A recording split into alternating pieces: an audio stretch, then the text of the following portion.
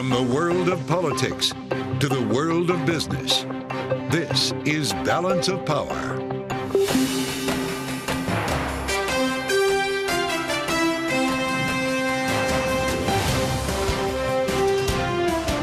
Live from Washington, D.C. From Bloomberg's Washington, D.C. studios to our TV and radio audiences worldwide, welcome to Balance of Power. I'm Kildee Lyons. Israeli Prime Minister Benjamin Netanyahu delivers a fiery address to Congress, an occasion marked by lawmaker absences, protests, and a vow from Netanyahu to press on with the war against Hamas, all ahead of a meeting with President Biden at the White House tomorrow. But Biden first gives an address of his own tonight, set to speak to the nation from the Oval Office in prime time about his decision to leave the presidential race. We'll discuss both speeches with Democratic Congressman Dan Kildee of Michigan. Also joining us this hour, Anthony Scaramucci of Skybridge Capital, the former Trump White House communications director, on why he's supporting Kamala Harris, how crypto policy is factoring into this election, and more. But we begin this evening with the big event on Capitol Hill earlier today. Israeli Prime Minister Benjamin Netanyahu addressing a joint session of Congress with some lawmakers not in attendance due to discontent over Israel's handling of the war in Gaza. In his speech, Netanyahu stressed the importance of unity between Israel and the U.S. Meet today at a crossroads of history. For the forces of civilization to triumph, America and Israel must stand together because when we stand together, something very simple happens. We win, they lose. My friends, I came to assure you today of one thing. We will win. Joining me now for more is Bloomberg's Courtney McBride. So, Courtney, frankly, in this speech, Netanyahu didn't really strike the tone of someone who's looking for a ceasefire agreement, talked about finishing the fight in many instances. And yet a U.S. official just told reporters, including us at Bloomberg, that they think the Hamas-Israel ceasefire is in the closing stages. So where exactly are we? That was the message from a senior administration official just minutes ago. And the official wouldn't engage on questions about Netanyahu's speech specifically. But the message that we've been hearing repeatedly from the Biden administration is that they're very close to a deal on a temporary turning to a permanent ceasefire and the release of the remaining hostages, and that there are small but bridgeable gaps that need to be addressed. Well, and when we consider what needs to be addressed, obviously many lawmakers decided not to attend the speech today because they want to see a ceasefire in place. They're unhappy with the conduct of the Netanyahu government when it comes to Gaza. Is he likely to have allayed any of the fears that are present in the Democratic Party about that conduct? Because I've seen a lot of criticism, including from the likes of Speaker Emerita Nancy Pelosi, who was not in the chamber for this today. Many Democrats certainly skipped attending the joint meeting of Congress and Netanyahu's speech. I don't know that his remarks really changed anyone's position on the prosecution of the war against Hamas or on the prospects for a deal. But the administration here is adamant that things are happening and that over the next week or so, with a series of high-level in-person meetings, that a deal may be coming in short order. Well, of course, that in-person meeting happening tomorrow between Biden and Netanyahu, then a separate meeting, we understand, with Harris and Netanyahu. And then Netanyahu will be flying down to Florida to meet with former President Donald Trump at Mar-a-Lago on Friday. So how does the rhetoric we heard today on Capitol Hill translate as we look ahead to those meetings tomorrow?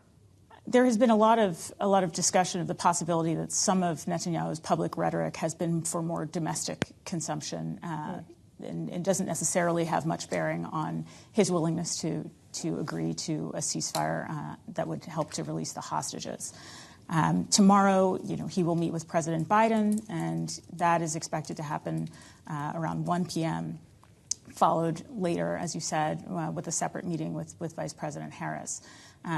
We were told by the senior administration official today that both the president and the vice president are going to be delivering the same type of message to Netanyahu, that they're going to go over a number of issues, certainly the prospects for a deal, but also continuing U.S. support for Israel in its fight against not only Hamas, but other threats such as Hezbollah, Iran, and the Houthis. All right, Bloomberg's Courtney McBride, thank you so much. In the meantime, Kamala Harris, the newly minted presumptive Democratic nominee, attended a campaign event today for the Zeta Phi Beta sorority in Indiana, where she had this to say about the election's potential outcome in November. Well, let me tell you something. When I am president of the United States, and when Congress passes a law to restore those freedoms, I will sign it into law.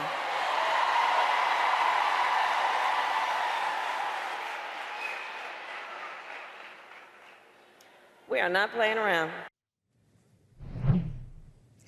Tomorrow, Harris is expected to travel to Houston, Texas. Joining me now with more is Bloomberg's Texas bureau chief, Julie Fine. So I'm not sure, Julie, that Texas is the state Harris can win. So interesting to see it on her agenda this week. And of course, all of her appearances are ahead of hearing from the president himself in that Oval Office address this evening. Yeah, I mean, Texas, has gone red in the last many elections. However, she'll be speaking to the American Federation of Teachers tomorrow. They have a huge conference. She will have a big audience. And while Texas has gone red, Texas is also known for its fundraising. So tomorrow she will have a large captive audience in a state that has money to spend on elections. And of course, Joe Biden will presumably have a captive audience when he speaks to the nation from the Oval Office tonight. Bloomberg's Julie Fine, thank you so much. Now we want to take a look at the other big story in markets, or in the news today, which is markets. The S&P 500 fell 2.3%, its biggest decline since December of 2022. And a decline in big tech had a lot to do with that. Let's bring in Bloomberg's Abigail Doolittle for more. So, Abigail, was this about the micro, the macro, or both? I think it was about both, Kaylee. We did have a big drop for stocks, an ugly day, as you mentioned, the worst day since 2022, with both the S&P 500 and the NASDAQ 100 down more than 2%. That tech-heavy index down more than 3%. On the surface, Tesla, they put up a little bit of a messy quarter. The same was true for Alphabet. But I think the real reason those stocks sold off, because they weren't so bad. We've had this big rally out of the April lows, so too far, too fast. And we see that with NVIDIA. They didn't do any news at all, put out any news. That stock down 7%, the biggest drag. Plus, when we connect it with some of the macro factors and we take a look at bonds, we have bonds rallying, we have the yen rallying. That tells you investors are seeking safety, plus that yen rallying throwing off that carry trade, which has supported in the past the risk assets. And then the VIX, we have an 18 handle. Now, Kelly, before we take a look at the betting odds between VP Harris and Donald Trump, I think that there's possibly another source of uncertainty here. I'd be remiss. I am going out on a limb, but until the Obamas endorsed Kamala Harris, yes, she is the presumptive nominee. Yes, she does have more than 3,000 delegates, but there's another 700 delegates out there for grabs. Michelle Obama would clearly be an amazing candidate. Many are saying, insiders, she's not interested, that they could be just waiting for great timing. But until that happens, we can't count out that uncertainty because this VIX is above 18. The more likely degree of uncertainty, but I like to address them all, is the betting odds, because we have now had that wide spread between Donald Trump and Kamala Harris come in big time. There's just 11% there, which creates so much uncertainty in November. I think that's a big pressure on the markets, Kaylee. All right, Bloomberg's Abigail Doolittle, thank you so much. Now coming up, former Trump White House Communications Director Anthony Scaramucci will join us on crypto, the former president, and why he's supporting Kamala Harris. That's next on Balance of Power on Bloomberg TV and radio.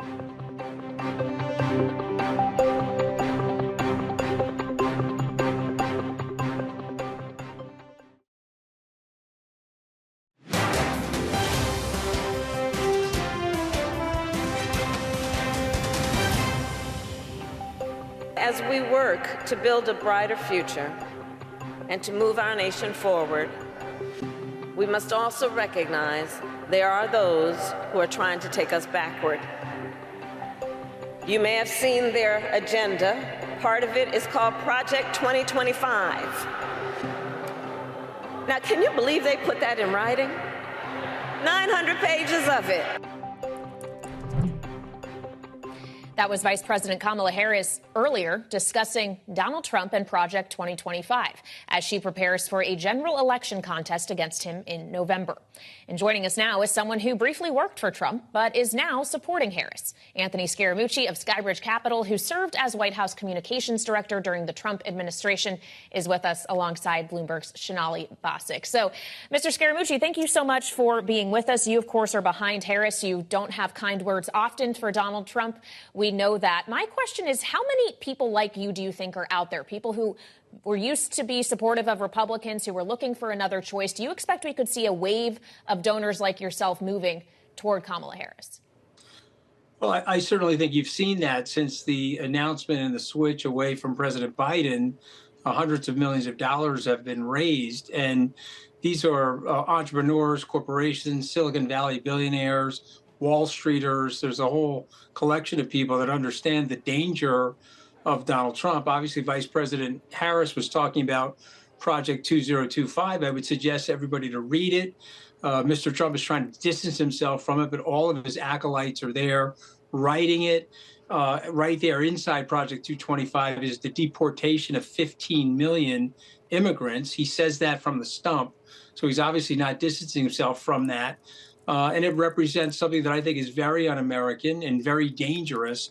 And just my last point, what Trump wants to do to NATO and how he wants to help dictators and betray our allies is enough not to support him and do everything that we can to help Vice President Harris win the presidency. I'm really curious about what your friends in the Republican Party are also saying about Project 2025 and how divisive it is. What does this mean for the Trump ticket moving forward, particularly with J.D. Vance as his running mate? Well, listen, I think the president's having a hard time with J.D. Vance. I don't think he liked the nomination speech. I don't think he likes the showing of J.D. Vance. Obviously, President Trump is a little bit of a stage actor and a casting director, and J.D. Vance is not well casted. He's frankly very dull. Maybe the J.D. stands for Just Dull Vance. I'm not sure. And so I expect a very big strain between the two of them. Moreover, Mr. Trump's selection of J.D. Vance is not really expanding his electability. I think that was a cocky selection born from short-term rising poll numbers. And so he's downing on the nonsense. And I would just ask you to look at some of the political philosophy of Vance and the ideas behind a post-constitutional America that he and his friends often mention. And so Anthony, this is super, super dangerous for the United States. What does it mean for the vice presidential pick that Harris could choose moving forward? Because you and I talked to some of the same people, and in the Republican Party, even among independents, you have had people who are thinking about either voting or donating more towards the Democratic ticket now. So who does Kamala Harris need to choose to gain broader support? So I think she's going to choose Senator Kelly from Arizona. I think Mark is a great guy. He's got a lot of different things that can help Senator Harris. I believe not only does he help her in places like Arizona and Nevada, where he's from, but he also helps her in Virginia because of his status as a veteran. And he is somebody who is colorful and charismatic. He can help her raise money. He's an American patriot. And also because of the tragedy that happened to his wife related to gun violence, I think there's a very interesting narrative there that they can tell together. So I'm hoping that he picks her. If he doesn't pick, I'm hoping he picks him. If she doesn't pick him, there's other very capable people, but I like him the best. Well, as we consider what you like, we obviously know of your affection for crypto, Anthony. And there is a question of what kind of crypto policy a potential Harris administration would pursue. Earlier this week, I spoke with Democratic Congressman Wiley Nickel of North Carolina, a big crypto advocate in the House, and asked him about this. This is what he told me. I'm really hopeful that we're going to see a little bit of a reset from Vice President Harris. I'm working behind the scenes to encourage them to embrace digital innovation, to keep those jobs here in the United States. So I'm hopeful that we'll see, some good comments come out of this new campaign. We're seeing Donald Trump going to Tennessee on Saturday to give a major speech on crypto. Mm-hmm. We can't let this be a partisan issue. It's got to stay in that bipartisan category. So, Anthony, my question to you is, given everything we're hearing from Donald Trump about wanting to be pro-crypto if he does get a second turn in the Oval Office. Why should someone believe that Kamala Harris would be a better president for crypto than him? Well, I would say three things. Number one, she is from the Silicon Valley neighborhood, her being from California. She understands the need for innovation. Younger Democrats support crypto. Older Democrats like Elizabeth Warren do not support it. She represents a new age of Democrats. You guys reported on this, so I'll talk about it. I was at an event 2 weeks ago with Mark Cuban, Mike Novogratz, with Anita Dunn and others. It was sponsored by Ro Khanna. And it was an effort to explain to people in the Democratic Party how important it is to embrace propitious and fair crypto regulation. And I think they're going to make steps to do that. You know that she was thinking about going to the Bitcoin conference. I don't think that materialized, but I think there's steps being made in the right direction. And I do agree with the representative that we absolutely have to make crypto regulatory policy bipartisan. And I think we're going to get there. How much does she need to really court the crypto community in this election cycle? We've seen a lot of crypto money in politics this cycle around and in prior cycles, frankly, and also a lot of concern around what a regulatory environment would look like under another Democratic administration. Would she need a new SEC chief that's not Gary Gensler to gain that support? Yeah, I think she's going to take steps. I mean, she's had a very busy calendar over the last 5 or 6 days. I think we have to give her some time to gel her policies. I think this will be a dramatic new generation reset for the Democrats. Democrats always do better, Sonali, when they are bolder and doing things that are risk-taking. It's Barack Obama against a war veteran like John McCain, or it's Bill Clinton against a World War II veteran like George Herbert Walker Bush. This represents a very stark contrast. She's now going up against the oldest presidential candidate in U.S. history. She's a bright person. She's very capable. She's put a great team together. And I think she's a very smart, practical person. So let's give her some time to lay out her policies. She may miss some cryptocurrency donations, but I think she's going to get the broader regulatory picture right for the cryptocurrency industry, and I like where we're going. Anthony, before I let you go, of course, we have to ask you about Skybridge as well. Bitcoin was a huge boon for you. You guys have made a lot of money in the crypto industry, but there still have been a number of investors who have asked for their money back. What is your plan for this fund? Do you plan to keep it operating, or do you plan to return money to investors at a greater scale? So, you know, and I appreciate your journalist, Kathy Burton, writing about me every 6 or so months. She makes me very relevant, and every time she writes about me, we go up 10 or 20%. So I hope she continues to write about me. But it's very plain and simple. People signed a prospectus with Skybridge. We do let people out on a biannual basis. Right now, that tender is at 5%. That's where it's scheduled. We work with our independent board to do that. Some people are saying that we need to increase the tender, but you have to remember something. The wirehouses decided to sell Skybridge at the bottom. We're up 150 or so percent since they did that. And it was very, very important for us as fiduciaries to maintain the integrity of that portfolio. We have a lot of privates in that portfolio, as an example, and we couldn't just have people rushing to the door with the liquid stuff and leaving the investors like myself and others with the private equity. It just wasn't fair. And if you look at the circumference of the prospectus, as I've told Kathy Burton and others, we operate inside the circumference of that. People are getting out of Skybridge every 6 months. Every time they do it, unfortunately, I think they're making a mistake, because we've had the best 24 months of performance in the 19-year history of Skybridge. But we are letting people out. I think it's a misnomer. And, you know, what I would appreciate from Miss Burton, if she doesn't mind, pick up the phone and call me. I'd be very happy to explain it to her as carefully as I'm explaining it to you. I do appreciate you giving me the opportunity to talk about it. But people signed up for that. Imagine you're in a private equity fund and you have a 10-year hold on a private equity fund, and someone says, well, I got to get out right now, 2 years into the position. Well, I'm sorry, that was the deal. And remember, you're co-entangled with other investors, and so you have to respect each other in that process. All right. We appreciate your time. Anthony Scaramucci, Skybridge Capital founder and former Trump White House communications director, joining me with Bloomberg's Sonali Basak this evening. Thank you so much.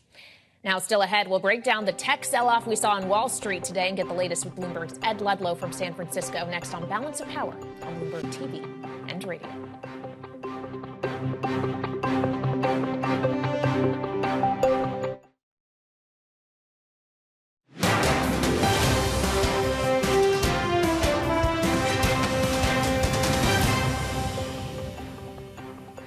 This is Balance of Power on Bloomberg TV and radio. Turning now back to the markets, the world's largest technology companies drove the S&P 500 to its worst sell-off since December of 2022 today. For more, let's bring in Bloomberg's Ed Ludlow from San Francisco. And obviously today, Ed, Tesla was a big drag.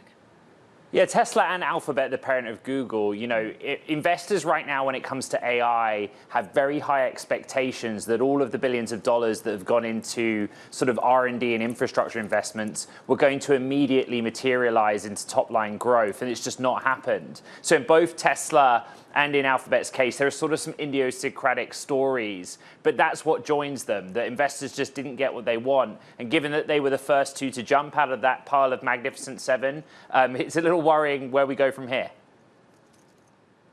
Well, certainly as we look ahead to next week, when we think about Tesla specifically, though, what struck me as part of this is Elon Musk talking about slow walking now a decision to build a plant in Mexico, talking about the idea that if we get a second Trump administration, there may be tariffs on cars coming from Mexico. How do we reconcile, Ed, having to change your kind of business plan in manufacturing with supporting the candidate who would make that more problematic for you? I would say it was a highly unusual earnings call due to the politics of it, but Musk separating his personal politics from that of running the company. And he was pretty logical, right? Trump has spoken about increased levies on automotive and other products built in Mexico. And Musk said, so there's no point in sort of committing steadfastly to building out their manufacturing footprint if that would be to be the case. And at the same time, acknowledging that he himself is donating to the America PAC, though not at the sums previously reported. I've never experienced an earnings call like that before. But there was certainly that separation, Musk the man, and then Musk at the helm of the company for which he's responsible. Yeah, and of course, he was the man on Capitol Hill today, and in part to be there for Netanyahu's address to Congress, but also saying that the Wall Street Journal story that said $45 million a month was a lie. Quickly, Ed, before we let you go, robotaxi in October. We talk a lot about October surprises here in Washington. Can we see another surprise in October of that getting bumped again? So Elon confirmed our reporting. The event is delayed 2 months. Make of that what you will. But I think the anxiety in the markets today is investors struggling to see the jump. How do we go from the work Tesla's doing on software to a future where we're all traveling in Tesla-run robo-taxis? That's kind of the issue they had getting the message across on the earnings call. All right, Bloomberg's Ed Ludlow in San Francisco. Thank you so much for joining us. Now, still ahead from here in Washington, Democratic Congressman Dan Kildee of Michigan will join us live from Capitol Hill. That's next on Balance of Power on Bloomberg TV and radio.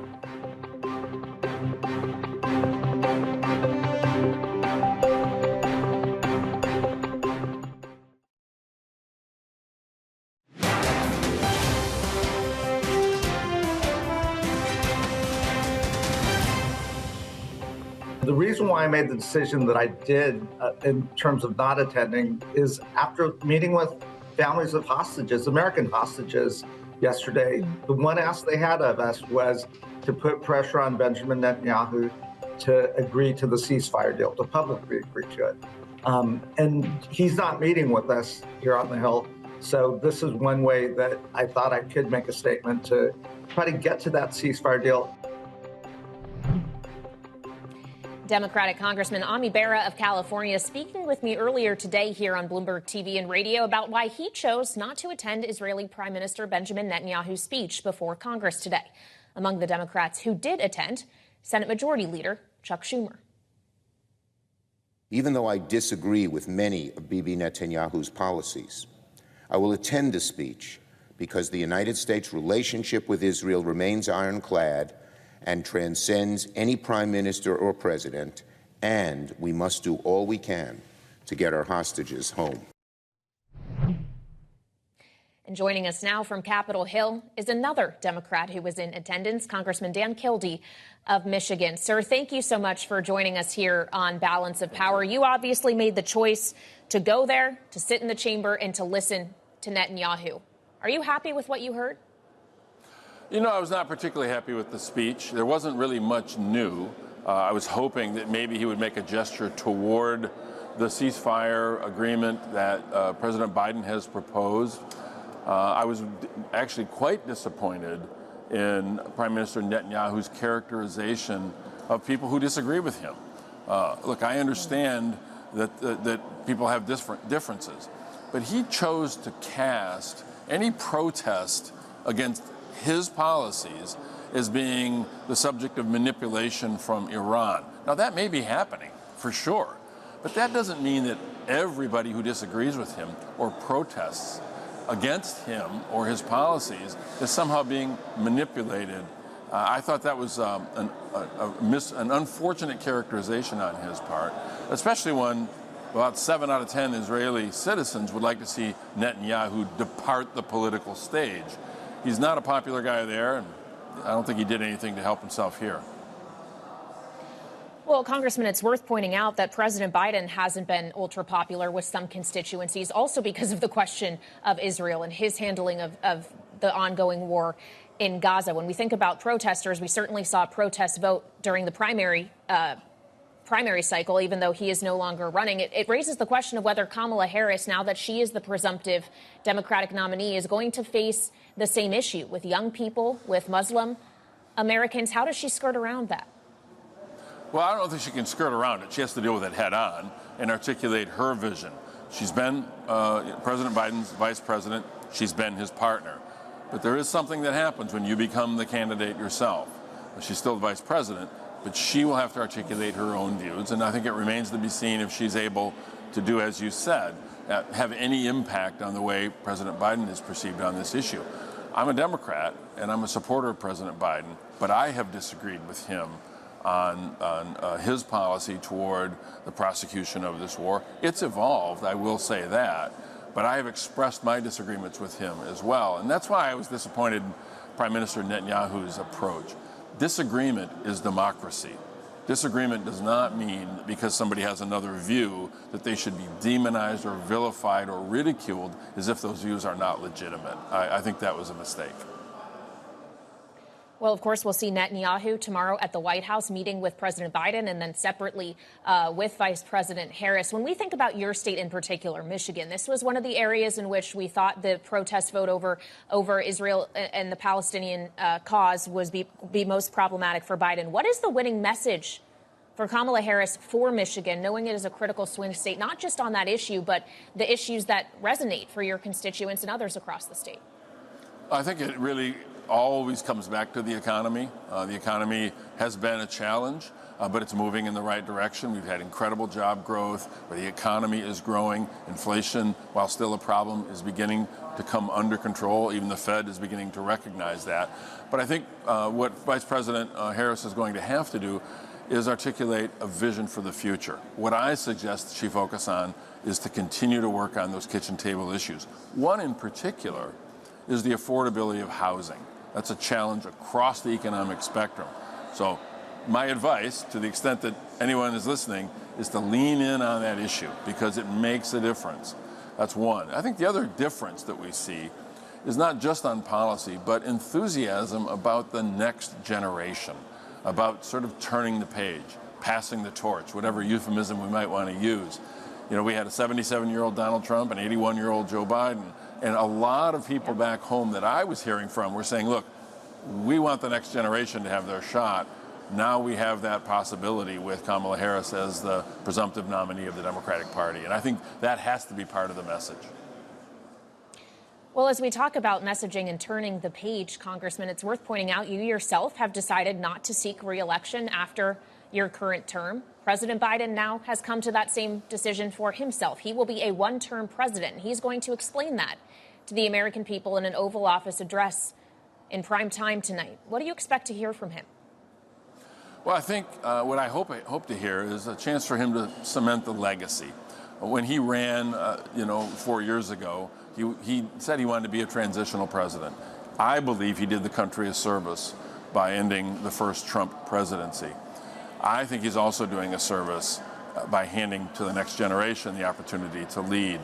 It's a chance for him to talk about his legacy, to cement that legacy, and also to provide, I think, some direction for the future that perhaps Vice President Harris can use as a part of her campaign messaging.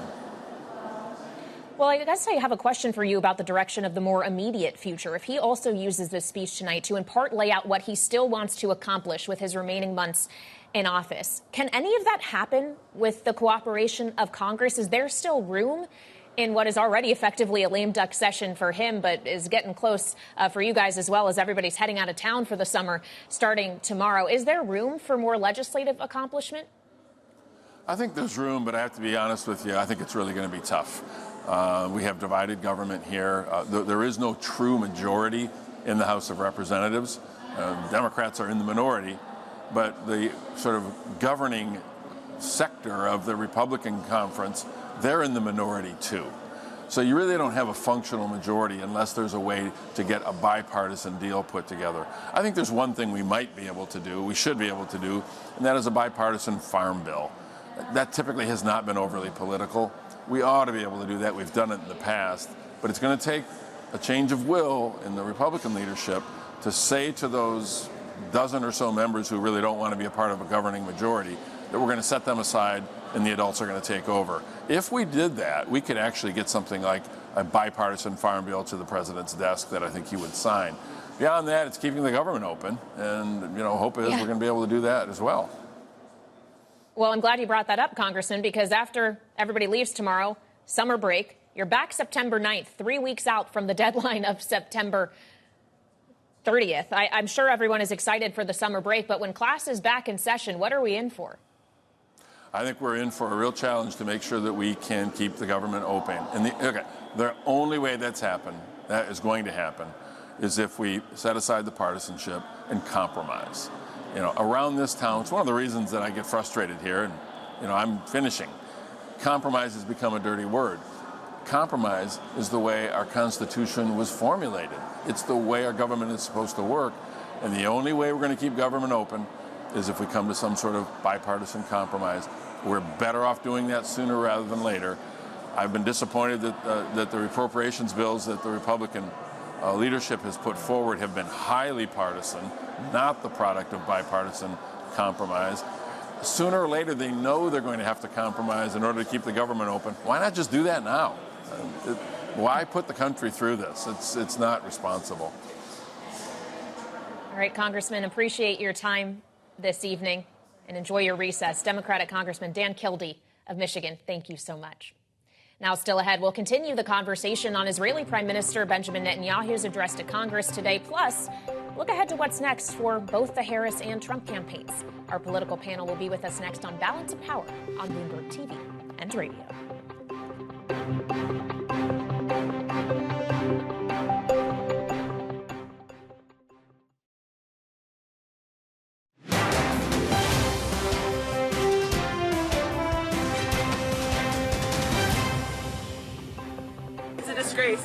It's a disgrace to, and honestly, it's a slap in the face to not just the Arab American community in America, but all people. Yeah, he's a war criminal. He should be in jail. I think it's important to show a visual representation that the American citizens don't support the policies of our upper class.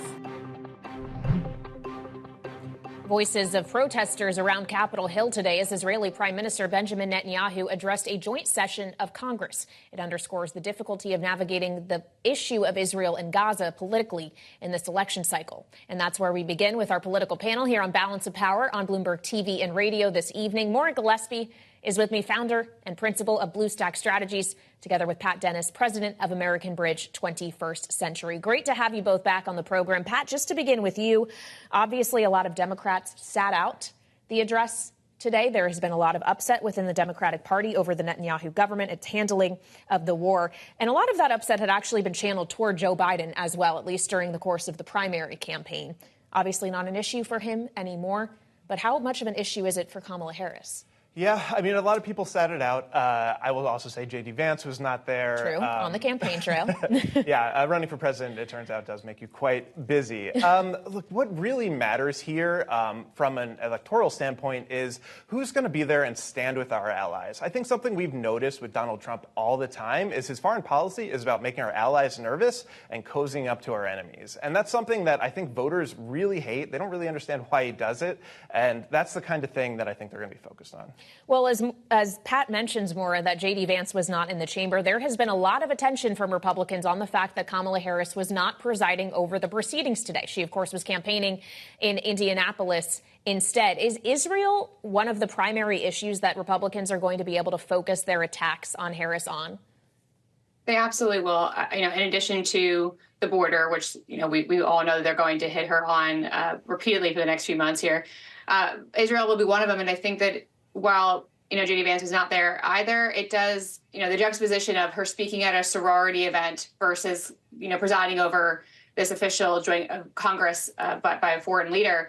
It is, I think, something that they're going to draw that contrast to of where her priorities are. And again, it is interesting because even though he thanked Trump and Biden during his speech, Netanyahu did, the relationship is definitely frayed. And I think it's a reflection of the fact that Netanyahu isn't necessarily super popular in Israel, but the overall message of being there, standing with our allies, and our allies being Israel, that is an important message that resounded, in lots of standing ovations and applauses.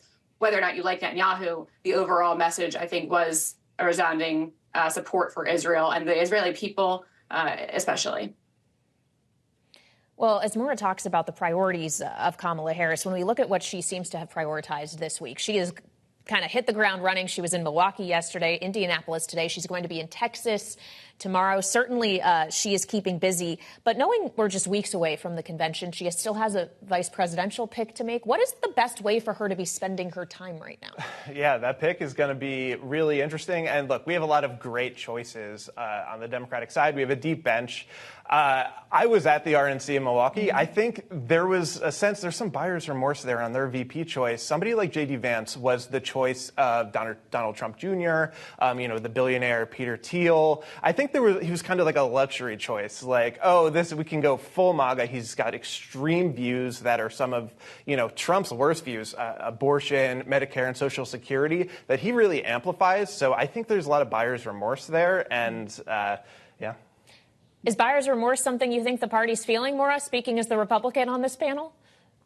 I kind of do, actually. I agree. I think that because of the fact that Trump was viewing this as a landslide after everything that happened, he kind of felt like this is a throwaway pick because I don't really need a VP to get me over the finish line. He really, I think, felt that he had this in the bag.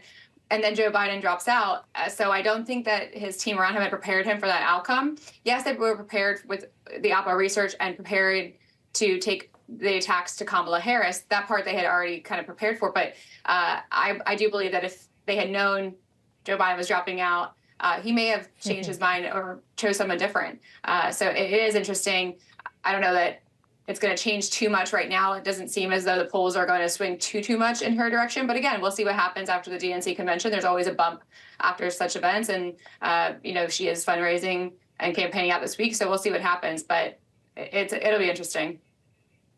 Yeah, well, if the last week and a half has taught us anything, it's that literally anything can happen and changes are coming rather quickly. I'm certain that's the case for you, Pat. You're running a PAC focused on electing Democrats. You thought you were trying to elect Joe Biden. All of a sudden now it's about electing Kamala Harris. Just how did the last few days impact you and what happens for you going forward? Yeah, and luckily for us, so we're focused on these key swing states, Michigan, Wisconsin, Pennsylvania, and we're really focused on putting real voters who are, folks who live in these states, essentially the neighbors of the people we're showing the ads to, and having them talk in their own words. And most of what they're talking about is, our buckets are abortion, democracy, and freedom, right? And voters really care about this stuff. They're really mad that Donald Trump took away their rights with the Supreme Court picks.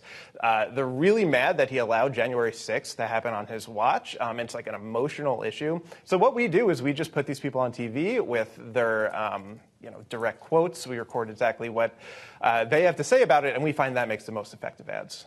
All right.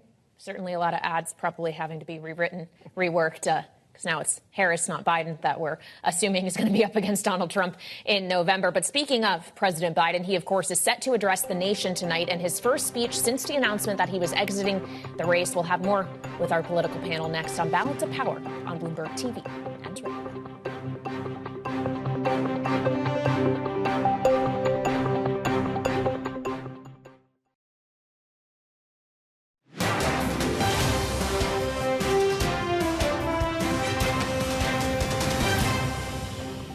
Tonight, our president will address the nation about his decision to step down as a candidate, and he will talk about not only the work, the extraordinary work that he has accomplished, but about his work in the next 6 months. Joe Biden is a leader with bold vision.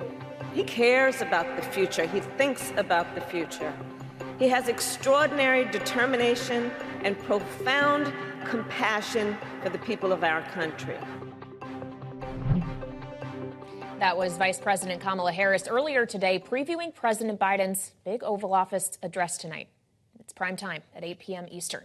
Back with us, our political panel, Maura Gillespie, founder and principal of Bluestack Strategies, and Pat Dennis, president of American Bridge 21st Century. So, Pat, obviously, and we heard a little bit of a preview there from Vice President Harris, he's maybe trying to accomplish a lot with this speech. In part, it's a legacy speech.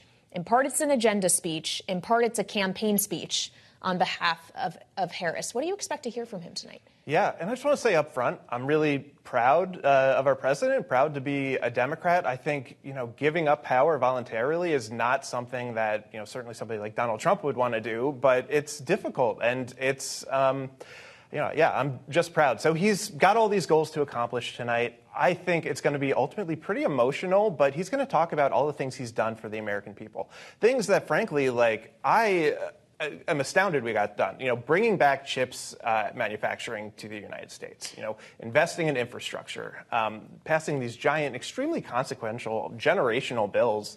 So he's got a lot to talk about on the legacy front. Well, he also might have a lot to prove, frankly, Maura, is in the aftermath of his decision to leave the presidential race. There has been an outcry among Republicans suggesting that if he's not fit to campaign and stand for re-election, that he shouldn't still be fit to sit in the Oval Office. To what extent is tonight also about trying to prove he's still up to the job? Absolutely. I mean, you probably saw some of these conspiracy theories that he's actually not alive. I mean, there's been so many things in the far right media circle that have kind of espoused these things. So not only is it important for him to show up strong tonight, but to tout, why he still is capable of doing this job. Because the question becomes, if Harris is better to serve come January of 2025, then let's say she's not better to serve right now. What's the distinction between the two? And he needs to answer that not only by highlighting his record, as Pat mentioned, but highlighting what he plans to do moving forward and why he is the person that can do it. And why he's choosing to endorse Kamala. I think it is also interesting, in his announcement on Sunday, he posted that letter on Twitter or on X. It took about 30 minutes until he then endorsed Kamala. It wasn't included in the letter, and I think it is an interesting point. People have also speculated as to why. So I do hope that it's addressed as to, his full endorsement, and hopefully it comes across as genuine and full-hearted. So we'll see. I do want to quickly mention I spoke with a Democratic Congressman, Ami Bera of California, who is also a doctor, about this question around Biden's capabilities. And this is what he said earlier today. As a doctor, I say, I've interacted with the president in recent months. I'm interacting with this team. I've seen the decisions that they're making, that he's making, and I have no reservations about his capacity to run this country and govern. Just finally, Pat, on this idea of running the country and governing for the next several months, what realistically do you expect him to be able to accomplish in what is now a lame duck period for him? Yeah, and it's, divided Congress. We have, I think you've seen with the immigration bill recently, where we had a bipartisan bill lined up to really address this immigration issue. And Donald Trump called up his friends in Congress and said, we got to sink this thing. I want to have this political issue more than I want to solve it for the country. So with somebody like Donald Trump out there actively sabotaging things, that's another layer of difficulty there. That said, he's still the president of the United States. There's a lot of stuff he can accomplish. So executive orders for the next few months, Maura, is that what you're expecting? I honestly, as you said earlier, it's hard to really gauge what's going to happen over these next few weeks to the next few months. And so who knows? I mean, he may not serve his full term. He may give it to Kamala Harris. Honestly, at this point, anything could happen. So we are all in a kind of holding pattern, I think. Yeah, wise words, Maura. I think we're all just kind of in braced position trying to figure out what's going to happen next. Maura Gillespie and Pat Dennis, our political panel this evening. Thank you both so much, as always, for joining us. And, of course, for more coverage on this crazy news cycle, check out the Washington Edition newsletter. You can find that on the terminal and online. And a quick programming note as we talk about Biden's Oval Office address at 8 p.m. Eastern time tonight. We will be bringing that to you live on Bloomberg TV and radio. I'll be back with some more coverage of that together with our colleagues from Asia. So make sure to stick with Bloomberg. And, of course, we'll see you back here tomorrow on Balance of Power on Bloomberg TV and radio.